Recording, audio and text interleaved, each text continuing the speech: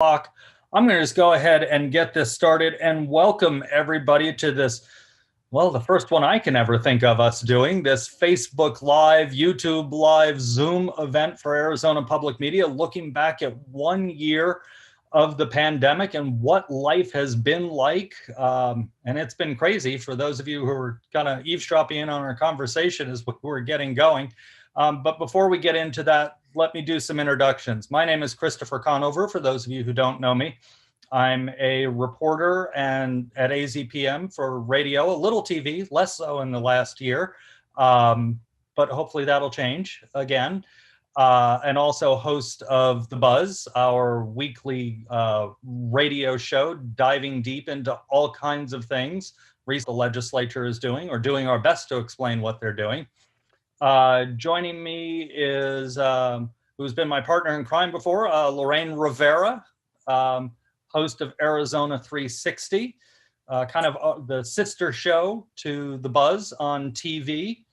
On the other side of me on my screen, I don't know how we're lining up on your screens, is Tom McNamara, host of Arizona Illustrated on our TV side. And then finally, in the bottom of my screen, but not in the bottom of our hearts, Tony Paniagua. Good one. Who, Tony and I have been at AZPM. I've been there 6 months longer than he has. We were there when they laid the foundation of the building, I believe. At least that's the way sometimes it feels. He's a reporter for Arizona 360 right now, but also Arizona Illustrated. So he gets to work a lot with Lorraine and Tom. And we want your questions. Please post them. That's really what we're here to do. Not just talk about our experiences amongst ourselves, but we want to hear from you all. We've got an hour or so to do that. And let me start off just by kind of priming the pump a little. Before this began publicly, we were all talking about what a difference a year makes for Zoom. We all now know that we're supposed to unmute ourselves. We don't always, but we try. Tom, what's it been like adjusting as a TV host to the world of Zoom? Crash course. Yeah, I was mentioning before we officially got going this evening, but thank goodness for my daughters who are all college age and beyond and very tech savvy. And being a late adapter, and I'm not a techno guy, I have to be dragged kicking and screaming sometimes into these things. So, last spring I started getting involved in Zoom meetings, and then eventually we segued into some forums that we did, for example, one on the Bighorn Fire, and university officials were involved and all. And I had all hands on deck helping me learn the technology and get things going in the right direction so I wouldn't have a Zoom disaster. And so of necessity, I have learned the technology now. And it's a good thing because it's so much more a part of life now. It really is. And Lorraine, you've, like the rest of us, been working a lot from home. We even, and people may not realize this, had a studio set up at your house for a while. I think AZPM converted your dining room. It did, which worked out because we weren't hosting any gatherings, of course, because of the pandemic. We just moved all the gear out here in the last couple of weeks, and we're shooting the show from the studio, which I'm not sure if everyone knows, but we're located at the U of A, in the U of A campus, in the basement of Modern Languages, for those of you who are familiar with the area. But it has been a transition, and I echo much of what Tom has said, that it's tricky, and thankfully we have a support team at the office, but here at home, who can help kind of guide some of those technical aspects. Tony is somebody that he and I see eye to eye when it comes to technology. We've shared a lot of fun stories together, and we still have challenges, and we always will, and that's okay, because I like to say we have old souls. So that's my excuse for not being able to keep up with the tech that we're expected to these days. But thank goodness for it, because otherwise I don't know how we would have been able to function. And I assume we'll talk about this, but kiddos being in school, being able to perform your work, thank goodness for technology, because I think it's really been a game changer for a lot of us. Yeah, I definitely want to come back to that, but I want to make sure that we do recognize Tony before we go too far down. Tony, what's it been like? You've been out in the field more than a lot of us, but I know you've had your fair share because I've been on a lot of the meetings with you, Zoom meetings and things like that. It's been a lot of fun, and like Lorraine mentioned and Tom mentioned, it's been a learning experience for us, and I think the whole world. I don't know how many people had heard of Zoom prior to the pandemic. I know I may have heard about it somewhere in my periphery, but never with the intent and with the dedication that we've had over the past year. I have to say kudos to Andrea Corona, and other people here at the station who have made our transition very smoothly. Just as a matter of fact, she was working with me a few seconds before we went on because I was pushing the wrong button or doing something wrong, but she got us in, and here we are. It's been a lot of fun. And we mentioned working in the Modern Languages building, Lorraine did, and that's where I am. I'm based in Modern Languages in the basement, and I see Lorraine here a lot. I also see Cassandra Lau, the producer of Arizona 360. So in order for us to put together these television stories, we have to show up. We have to go out with photographers and get these interviews and then put these pieces together and make them shine, make them good, make them informative for you, the audience. So it's been a lot of fun, and I enjoy coming into work. I haven't not had any work from home days. Yeah, and that's been the big difference, because I was certainly before the pandemic doing, stories for Arizona 360, sometimes more than other times, but they shifted me heavily to radio with the buzz going on and all of that. And we shifted totally to online. Our wonderful producer of the buzz, who I'm going to give a shout out to, Ariana Brocious, who's leaving us. She announced it publicly today. We've known for a while, but she announced it publicly today. She's leaving us to go to a wonderful environmental podcast that she's going to be producing. But, we used to sit next to each other. Lorraine and I sat across from each other, kick each other under the desk kind of thing. I haven't seen either of them in person really in a year. I guess Lorraine and I saw each other on election night because we were both in the studio. But yeah, we did the buzz. The buzz is taped. For those of you who are listeners, this is the new Buzz studio and has been for the last year. Every interview is done right at this desk. Every voice track you hear. And yeah, it was a learning curve. There are jokes within the NPR community about when you're in the field and in hotels and voicing things, you build pillow forts and put blankets over your head to deaden the sound. I'm not going to say I haven't been in that boat in the last year sitting at this desk. Now we have some soundproofing that we put up, but it was a big, big change. We have our first question, actually, and it comes from Kent, and he says, how do you cope with issues related to attempt to, to Christianize all aspects of our culture? And, this raises an interesting question, and it's when people, I think, push agendas on us as anchors, as reporters. And, I'll start with you, Lorraine. How do you deal with people when they're pushing an agenda, be it a Christian agenda or anything else? Well, at the core of what we do, and you all know this, is journalism. You stick to the facts, you report the story. And one of the things that I think journalists need to have is common sense. And you can see when there's an attempt to try and sway you one way or another. And you have to focus on the facts and getting the story to the public. So there are some challenging conversations that have to take place when that occurs, but you can't go wrong if you stick with the facts and you tell a true story. I mean, at the core, that is what we do. And I've worked with Tony and Tom for many years, and of course with you, Christopher. And this is the sort of thing that keeps us grounded, right? You always go back to the fundamentals, and that's our work. Yeah, and Lorraine, you and I both taught in the journalism school, and that's something that we really, from the earliest days, start talking with our students about, start pounding into our students. It's all about the facts. Your opinion or our opinion doesn't matter. It's all about the facts, and good facts.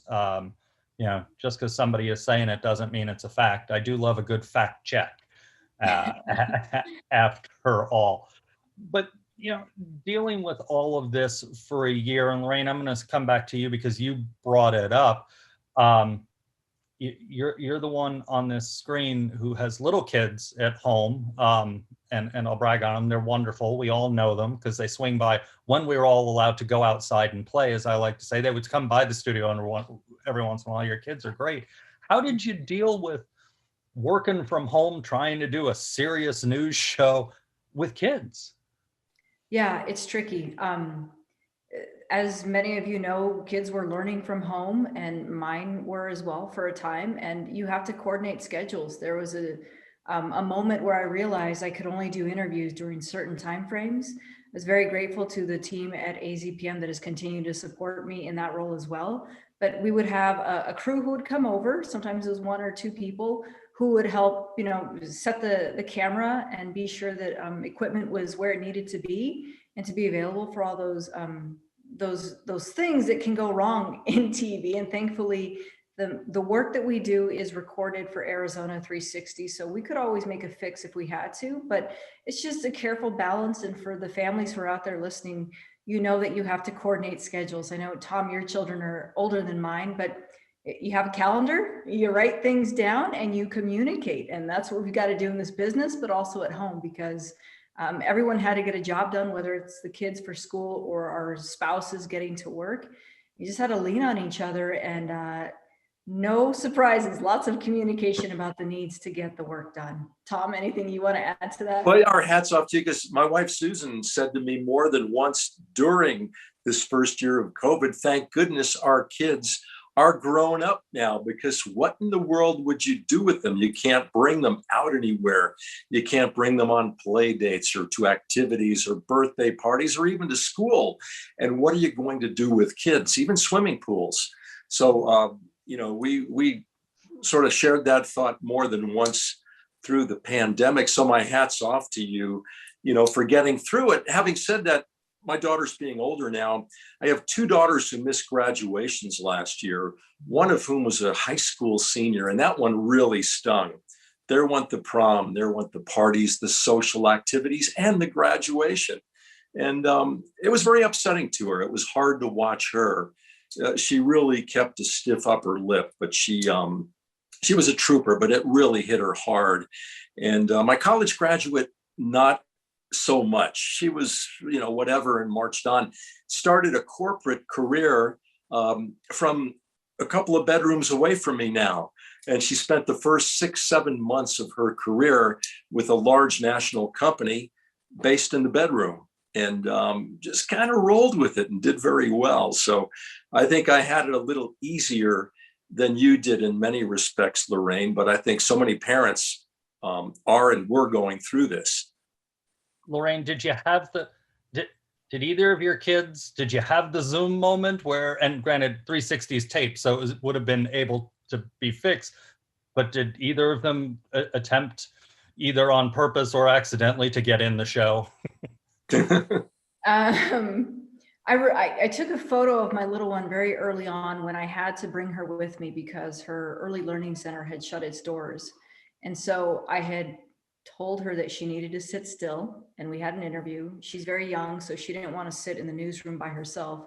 So she sat in the studio, but when the interview was over, she came and she stood behind me. And I took this picture of her because I thought, what were you thinking? I'm going to show this to you when you're working one day. I don't bug you. But there was another instance here in our home, which I will not forget. It was the same day that I was interviewing Mark Kelly and Martha McSally, and my kiddos were having lunch, and I said, I have a couple of really important appointments coming up, so I need you girls to be quiet. And one of them said, she's 5, she said, I'm Mark Kelly and I approve this message. And I couldn't help but laugh because, as you all know, despite the pandemic, the elections continued, right? And so did the commercial ads. And I'm not saying she watches a lot of TV, but there was a lot of TV ads with Mark Kelly and Martha McSally during the campaign. And that was funny because my older one said, well, who are you interviewing? And so I had said, and the little one just quipped, I'm Mark Kelly and I approve this message.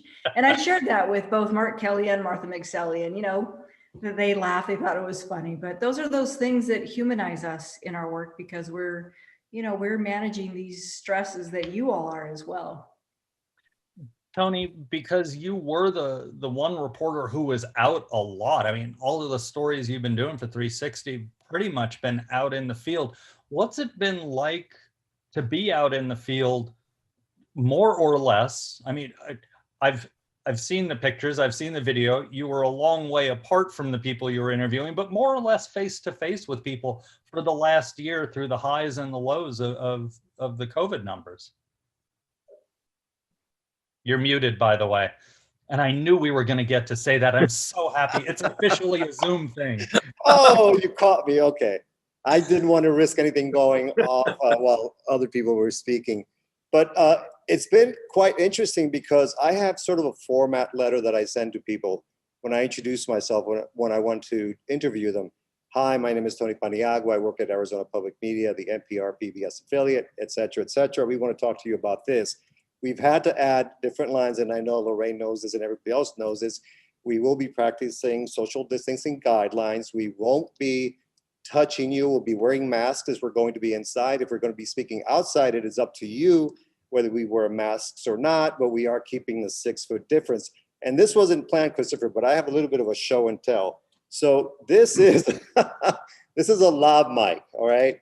So this is what we normally put on a person when we are going to interview them. It attaches to their collar or somewhere on their suit or their dress, whatever they have to be wearing. And this requires touch, if you will. It requires that the photographer or I have this and then put it on the person. Lately, we've been using this monster. This is a boom mic right here. I don't know how familiar you guys are with this out there in the public that is watching. So this comes along with this cover. It's a windscreen, Fuzzy, the Kitty, Fido, whatever you want to call it, and goes over this. And then the photographer, people like John DeSoto or Bob Lindbergh, they'll put these mics on a stand, like a tripod, and they are so effective that the people let me tune back in here so that touch anything. So that works out really well. And that way we've all just keep maintained our social distancing, and it's been quite effective. So yeah, there have been some changes. I wonder if people post to Yeah, parents. lots of changes to the way we operate. On the radio side, as I was saying, we haven't been going out much, but we have we call them the fish poles, and they're just really long poles that we can put microphones on the end of, so we can do the same thing, and stay distant. Somebody brings up an interesting question here. What are the best ways or sources to find new stories? And I know that's been particularly hard for me because I spend my weekends and even my days, when we're working, out talking to people and, just wandering around festivals and seeing what's going on and just talking to people. So it's been a lot harder to find things. What are some of the tricks you all have done to try and find stories at this time? Well, I think it's fair to say there's no shortage of material right now. I mean, Right. Every industry, every aspect of our society is affected by the pandemic. And for me as a mom who's working, I mean, the struggle that I have is probably similar to 98% of the other moms out there. And, I think Tom and Tony, we had been, our faces have been part of this market for a while now, that people see you and they just feel compelled to tell you what they're thinking or feeling, which is usually appreciated. I mean, that certainly plays into some of the discussion when you come back and think, what should we talk about on this week's show? Tom? Well, it's been such a tsunami, though. You didn't have to find the story for the last year. It found you. Any of us, we've all been in the business a number of years now, and there's always been a niche, health and science reporting. Well, so many mainstream reporters this year have been turned into health reporters and science reporters very suddenly and overwhelmingly. And typically when you report on these matters, you're following a piece of research or a scientific breakthrough. It's measured, it's compact, there are updates, it's manageable.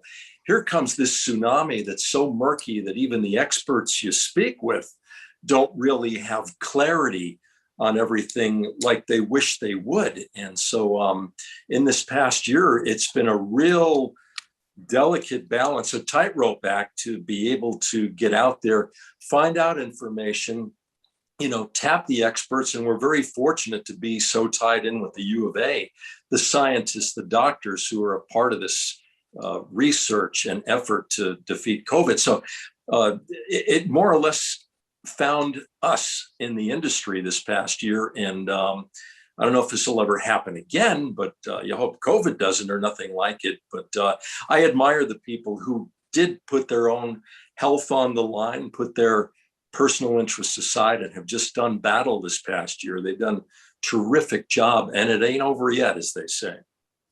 Exactly. That's right. I'll have to say something about that too. And it has not only been COVID, as you, Christopher Conover, know quite well, being the political reporter at the station. So obviously we had lots of election stories. We have immigration, we have the border.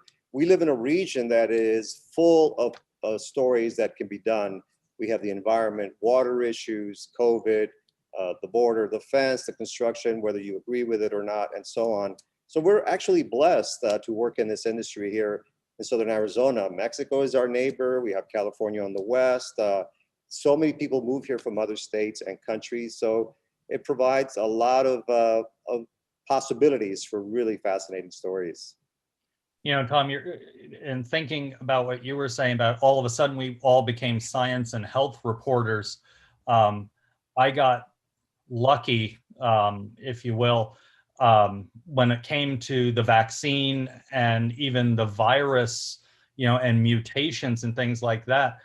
My wife is a wildlife geneticist, so mRNA and viruses and all of that is something she understands. So we have had some amazing conversations as I've been reading things or people I've been interviewing have said things. I could go get her and say, what does this mean? How do I ask this question? And things like that. So I've been really lucky in that way, especially because she's just one room away. Her office is just right there now. So it's been really lucky. Question here, what do we all think will remain a part of our operations and maybe even the world outside as restrictions lift and maybe things start getting back to something akin to normal? I know one thing, at least from a radio standpoint, reporting standpoint, is we've been able to reach out with good quality sound to a whole new level of people. It's been great to be able, you could always on radio do a phone interview, but we all know sometimes phones don't sound the best, but Zoom calls, and we use some other technology, and people are now so used to it that to call experts from around the world, frankly, is now really easily. It's just a time zone issue, and we can get quality audio and even pretty quality video these days. So I think that's been a great change that we will continue to do, at least for the buzz and even some of our day-to-day reporting. It's my impression, just more as an observer than a reporter, that interviews have gotten better in general because of the distance. People, I think, will say things on a Zoom hookup that they may not say if you're standing right there with the microphone right in their face. And I'll give you a good example. After the women's NCAA basketball games, these girls are great and they're polished enough, but little Ari McDonald, that superstar of a basketball player, they interview her clear across the court. with the boom mic, the big one that Tony held up earlier. And I mean, these interviews have been so terrific with Ari and with other players. They're not set upon by the media. I think the same with anyone in any walk of life. I think it's just less threatening. And I think in general, interviews have gotten better and will continue to be done this way to a large degree and will keep getting better. I hope not. No, I understand the value, but for TV, unfortunately, quality really matters. And we've had some wonderful interviews with terrific Zoom connections, but there are other instances where it doesn't work. And Right. you miss that level of intimacy when you're interviewing somebody and talking to them and understanding which direction they might head. One of the things that I don't know if it will continue or if it will go away, but the fist bumps and the masks, I think I'm not fond of being in a situation where I have to shake 30 hands. Makes me a little uneasy just for personal health, but I'm glad that now we can just give each other a what's up with the eyebrows or a fist pump. Hip bumps was something that didn't really get any traction. I'm joking, okay? But those are things that, I wonder as we move forward, when we're not feeling well, for example, or you're not well enough to make it into the office, can you Zoom into a meeting? Or can a kid go to school virtually instead of going in and potentially infecting their classmates? Those are those things that I think we've learned something from it and we can gain from this experience, but I don't know what the next step holds because so much of this has been very different for every aspect of our life. Yeah, and the learning's been interesting. I took a 3-day intensive coding class to do some investigative work. And normally I would have taken that in person, and it was all Zoom, which was great because I was still able to do it, but it was different. It was definitely different, and I'm not, young like your kids, Lorraine, by any means, because I hope your kids don't have this much gray hair already, so it was different. It was definitely a different thing, but at the same time, I miss, looking someone really in the eye during an interview. And as the political reporter, normally I'm up bumping around the legislative halls on and off. I haven't been in the legislature now in over a year. And so I only can really report on what they're doing publicly and online.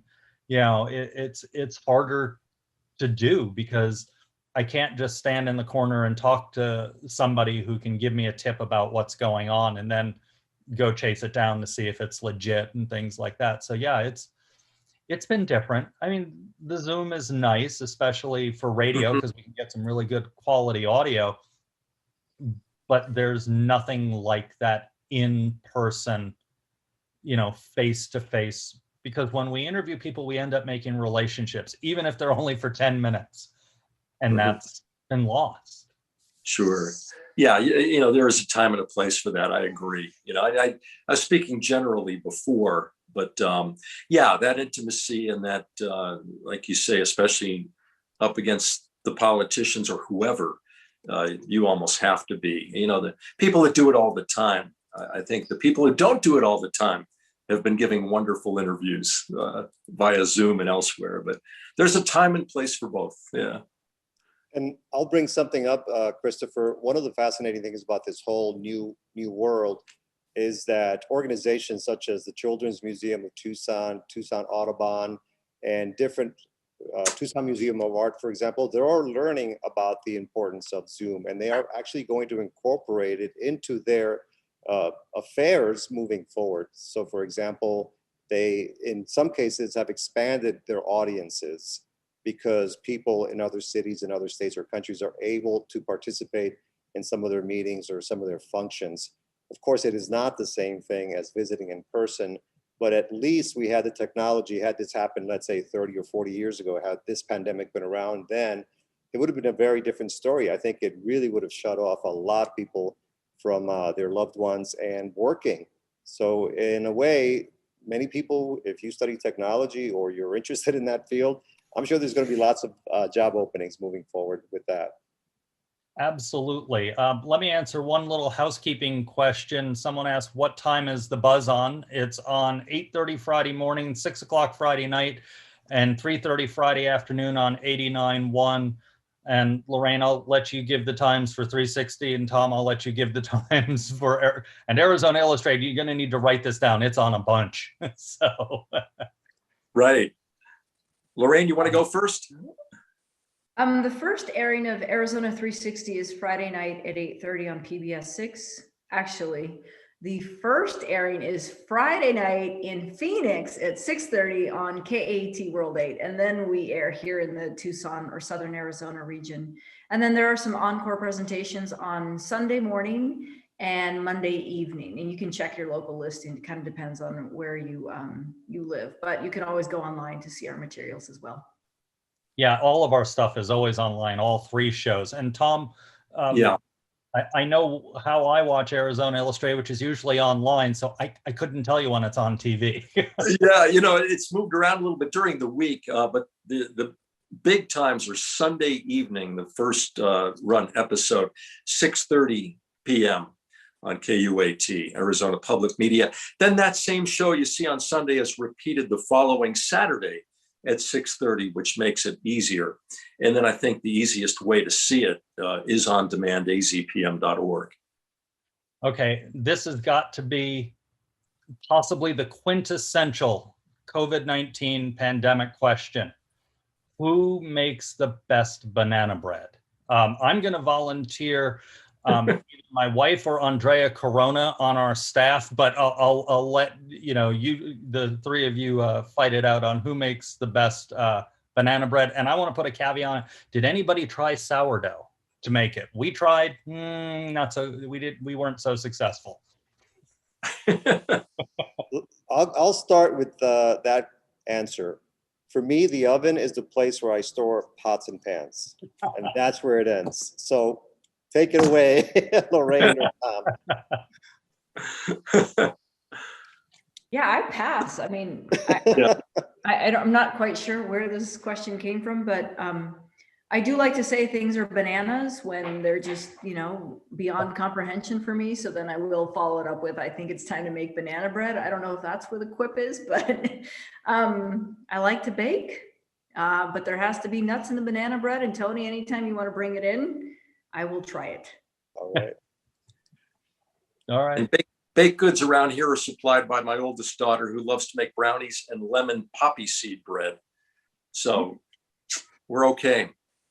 Hey, Christopher, I'm not sure if you're all able to see this, but there was a question here about Arizona Public Media's role in providing public education, given some of the challenges that we're seeing right now. And, one of the things that I'm really proud of that we can continue to do, and I think we talked about this before the conversation tonight, but not hitting those paywalls when you're trying to get really important information about what we're doing with the information we're reporting, because it is unfortunate when people aren't able to keep up because you hit a paywall or you don't have access to the internet or television or radio. And one thing that I'm very proud of here is that we have a variety of platforms so people can get their information regardless of their circumstances. So that is a commitment to education. I would think that a lot of other places would try to do that as much as possible, but that's something that I think we do in this market, and that's something to be proud of. Yeah. And I'll follow up with that. I'm sorry, Lorraine or Christopher, but if you go to our website, Arizona Public Media, and I'm on there right now because I know about this. If you go to the tabs, you'll see home, TV, radio, news, events, and education. And there's lots of wonderful opportunities for learning there. PBS Learning Media Tips, PBS Teacher Planning Kits, and so on. And I would just have to also say that our programs are educational. Many of the shows many of the segments that we do for Arizona Illustrated, for 360, for The Buzz are in themselves educational. For example, I know that at Arizona Illustrated, there are stories about places like Catalina State Park and Picacho Peak and about local artists. So if you are at home with your family and you want to watch some great programming about Southern Arizona, about the wonderful people and places, this is a great place to go to. Yeah, and that is so true. The stories that Lorraine and I tend to concentrate on, because we are the news shows, are news, and they can be very educational. I was very long ago and very far away an education major in college. So I look at a lot of what I do as I just have a really big classroom now, but I don't have to take attendance and do grades. So, that's a plus. But, when you go over to Arizona Illustrated, you can learn so much about our community, from the arts to the environment and all of that. And it's just so, it's beautifully shot and edited, and, it's not the news of the week, but it's not supposed to be. It's, and it's just a beautiful show that introduces you. If you're new to Arizona, there's a reason we call it Arizona Illustrated. It introduces you to our community and so many aspects of it in a really beautiful way. Mm-hmm. Yeah, we're very lucky. There aren't many outlets like AZPM left around the country and in the state of Arizona. To be able to do a program like that is a real thrill and a luxury these days, because no one else is doing it. It's great. Yeah. Exactly. There's an interesting question here, and let me do one more housekeeping thing because they said I said it too quickly. The Buzz is on Friday morning at 8:30, Friday night at 6, and then Saturday at 3:30 p.m. and then always online. We post the show Friday morning, and you can also catch it on iTunes and NPR One and all kinds of places like that. Just search for The Buzz Arizona. The Buzz Arizona. Yeah, didn't want to mess that up. It's only the end of the show for 3 years. So someone asked here, is there much competition between the four of us, the three shows, for getting stories and covering events?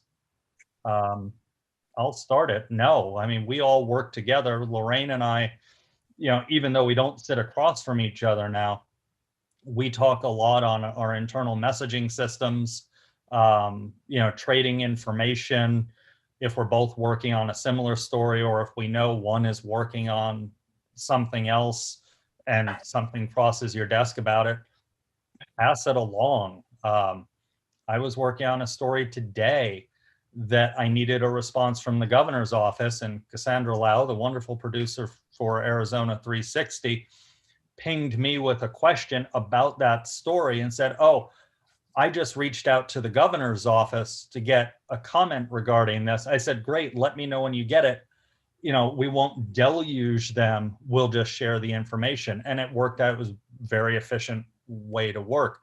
Tony passes stories to us via email because we all get different emails. We pass stories back and forth all the time. I don't know how you all feel, but I'll say I don't feel any competition, except when Lorraine does something really good. I feel like I got to go out and do it now too, but Christopher, I will also add that one of the wonderful things about working here at Arizona Public Media is that we are trusted to make some really good decisions about what we think is a story. And of course, I can't just do a story without letting anybody know what my plans are. I speak to Lorraine, I speak to Cassandra Lau, the producer of Arizona 360. And of course, we have other people that we answer to. But for example, just a week ago, we did a story about the drought. And that's because I had heard from John Weens, who retired from the Arizona Sonora Desert Museum, about the devastation that's occurring in the desert. And I called him up and he said, yes, we'd be willing to talk to you about this. And he also talked about a friend of his who is a rancher in the Patagonia area, southeast of Tucson. I spoke to Lorraine, I spoke to Cassandra Lau and other people, and they said, yes, okay, we go forward with that. And that's a luxury, as Tom was saying earlier, speaking of luxuries of working in the television industry where you are trusted to make some decisions. We have all been here many, many years. And when we come across a story that we think is worthwhile telling to other people, we are usually trusted. There are sometimes we can't do every story that is pitched to us, but there's a lot of trust and discussion moving forward with those possible ideas. Well, good, and that's exactly it. We are competitive with each other in the sense of, well, if somebody did something good, I guess I better get up and do something good too. But yeah, we do work together, and that's part of the trust that Tony was talking about that we have. And we have an advantage at Arizona Public Media, I think, that no place else, certainly in town, has, and there aren't many places in the country, because we are radio and TV, and we do local programming on radio and TV. sometimes a great story comes along and it's just beautiful. So we send it to Arizona Illustrated because they can do it best, or sometimes we need it handled a little differently. So it comes over to the news side, and you can decide which of our platforms, Arizona Illustrated, Arizona 360, The Buzz, and our online, which platform will serve that story the best to get it out to you all, our consumers. And there are plenty of stories. I'll tell you, if you listen on the radio side, we do at the top of the hour, very short newscast. Story length in there averages about 45 seconds. Well, if you go read the web version, it's got multiple quotes in it and maybe maps or charts or things like that, because that's a better way to present that story on that platform. So even what you see or hear on our broadcast isn't always what you get online, because we use the platforms as we can. Another question here. Let's see here. I have to move my window so I can read it. And we've all had these, I think, in the last year. But throughout the pandemic, we've heard incredible stories of resilience, connection, and community. What have you all seen in the course of your reporting, or in the course here of our everyday life for the last year that falls into those categories? Tom, I'm going to go to you. Well, I think. Say it again. I'm sorry. Tom, I think you should take this while I think for a second. I think we've seen all of the above, both in media and in life, whatever. I got a kick out of the way a lot of the local restaurants came together over the course of COVID, in its acute stage. And it's not to say that it's over, but the early months and into the summer. And these local restaurants were consistently feeding the healthcare workers, the doctors and nurses and technicians, literally coming to the rescue and propping these people up who had been in battle already for months, weeks and months, at great personal sacrifice. And that was one of the local efforts that really stood out as being so far above and beyond. The first responders and everyone, the staff of so many places, including the university, and the way the university has stepped up now to join in the COVID vaccination effort. And it's everywhere you look in this community. Tucson has always been a helpful, loving, big embrace community. And it really came forward during this last year, everywhere you look. Lorraine, do you have one of the things that I think I'll remember from all this is we still had an election, federal, state, local. There have been things that have continued to operate because we had to. It's part of our democracy. Working with healthcare professionals who we know they're busy saving lives, but then they took the time to communicate an important message. And those stories are near and far. One of the areas that's near and dear for me is just seeing how resilient teachers have been, because I spent some time in a school when I was earning my master's in educational leadership, and to see what teachers do on a day-to-day basis when children are in the classroom, but then to imagine how they're managing their own personal health, their families, and then having to completely reroute their curriculum to an online platform. I think we've really proven that, we're tough, we can do it, but it's come at a cost. And I hope that at one point we'll be able to take a breath and look back and think, all right, I learned something from this. I don't necessarily want to go back to all of it, but we're better because of it. And so I'm grateful that in this particular industry, we're able to see all walks of that, from law enforcement to healthcare to government. The list goes on. Even, in our newsroom, we're able to continue churning out material because we have to. We know that people rely on it. And I'll add to that. I'll just say that we do come across some fascinating people who are doing their part to try to help others. A couple of weeks ago, we went to Gila County. I was there with photographer Nate Huffman and production assistant Andrea Corona, and we met some fascinating people. One of them being a woman who works for the federal government, lives in Tucson, and she went to different locations here in Tucson because she wanted to volunteer with the vaccination process at the different pods. And they said, thank you so much for coming out here, but we have all the volunteers that we need. So she drove more than 100 miles north to the community of Globe. And she said, hey, can you use me? And they said, please, yes, you're welcome to stay. And she did. And the time we visited, she had been there for 3 full weekend days. So it's really inspirational to see how people are coming together. I know there's a lot of division, there's a lot of disagreement about many things in our world at the moment, but it's nice to see that people really truly care about others and are doing their part to try to help them out. You know, one of the ones that really struck me was, and it's hard to believe that it happened during the pandemic, was the Bighorn Fire, which was last June, which, you know, so much of Tucson got to watch. I watched it right from my backyard, and it was amazing, you know, watching the work of the wildland firefighters and the tankers and the helicopters coming in. But as it crept down the mountains and was getting closer and closer to homes, here we are in the middle of a pandemic. People really don't want to go out and travel. And I started seeing messages on neighborhood, you know, message boards and things like that. People offering up, you know, if you know someone who lives in the foothills and they're going to have to evacuate, but they don't want to go to hotels because of the pandemic, I have a rental home, or I have, you know, a guest house behind my house that's empty and clean.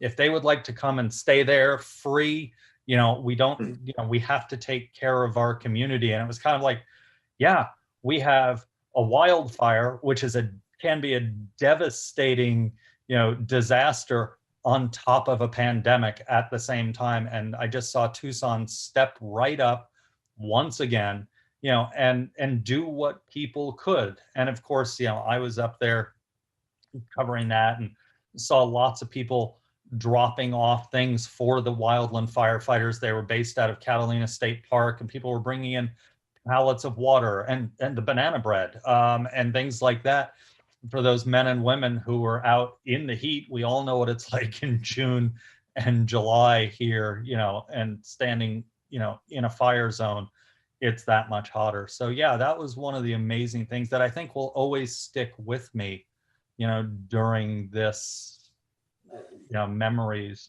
of all of this. When things start to return to normal, which could be coming sooner now that vaccines largely across the state are open to people over the age of 16. We have a couple of counties where it's 18, 2 counties where it's still 55 plus. But as things start to come back, we now have close to 20% of everybody double vaccinated. Numbers grow every day. What do you think it's going to look like out there, since we've all been in here for a year, when we're all finally allowed to go back out? Well, I think, you know, I think lifestyles have changed as a result of this. We've had a full year to adapt, and I think there's going to be more outdoor recreation, perhaps more solitary time and recreation, like hiking and things like that. I think, you know, you get out for a meal, it tastes better than it did a year ago. You can go to a restaurant again comfortably. And I think people are going to be a little more selective about when they go out and where, much like going to the store. You know, is it worth the hassle with the mask and the this and the that, you know, or do I want to wait till Friday and then I'll do it all at once, you know, kind of thing. I think our lifestyles have really skewed permanently. And that also goes to the topic of working from home. That's going to be a bigger thing now. Meeting like we are right now is certainly, it was full student employee we have, Vanessa Ontiveros.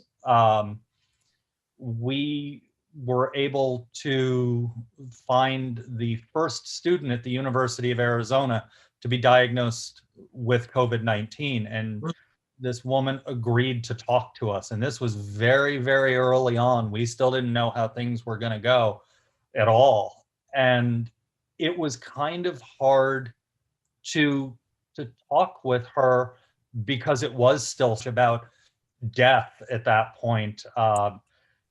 It was hard to talk to this young woman who in theory had her whole life ahead of her. And I shouldn't say in theory, she does. She recovered, she's fine. But that was a tough one, to keep it focused and not be too emotional about it, but be understanding at the same time. And like I said, it was so early on. There were so many questions that none of us knew the answer to, that we now might have better answers for ourselves and for our community. But that was a tough one. And I think one of the interesting aspects about covering stories during a pandemic is that we have all been impacted. So that does make it different from doing stories in the past when, for example, we showed up at the home of somebody with a terrible disease or who had experienced a horrific accident. We really could understand their story, but it wasn't like we were living their situation. And that has changed under COVID because we all have friends or family members or other people that we have known who have either gotten the virus or passed away or gotten really sick. So this is a shared experience for the whole world. And I think that makes it especially poignant compared to previous stories that I've covered in the past. Yeah, I've never covered a story that affected every person on the planet directly, more or less. And as time goes on, it affects more and more people more directly. The last few times we spoke with my mother-in-law was through a window. It had nothing to do with COVID. She passed away in September.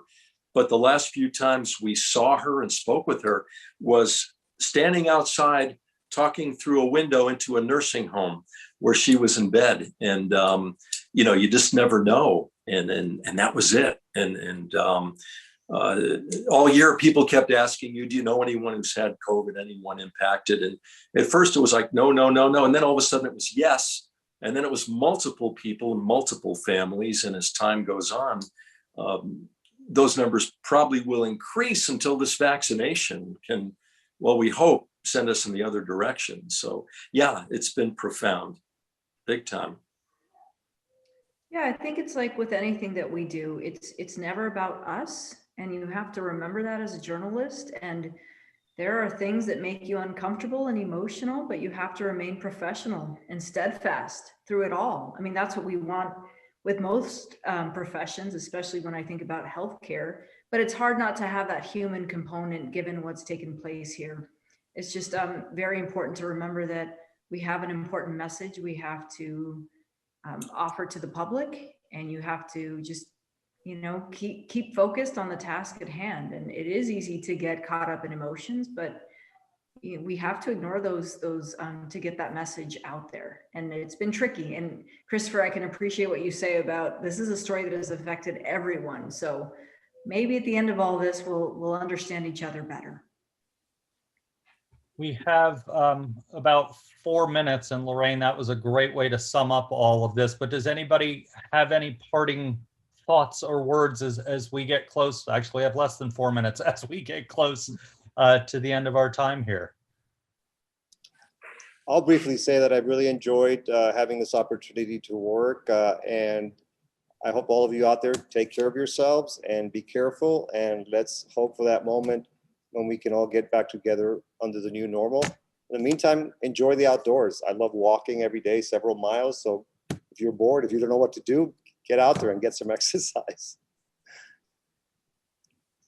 Absolutely. Tom, do you have any parting thoughts for us? Yeah, just stay well and hope, do the best you can to keep yourself healthy and those around you. And let's just hope the worst is over. Let's keep believing that and working toward that. I tend to believe it. I hope more and more people do and take the actions they need to keep going. We live in a great place. It's a wonderful life. Heard that before, and in so many respects. And let's hope it stays that way for everyone and only gets better. Well, I won't say exactly what you all said, but I certainly echo everything you all said. And as we wrap this up, to all of our viewers and listeners and readers online, we do all this for you all, And thank you for being there for us and allowing us to tell your stories, to the rest of the world, thanks to the internet, but certainly the rest of our community. And thank you so much for joining us tonight.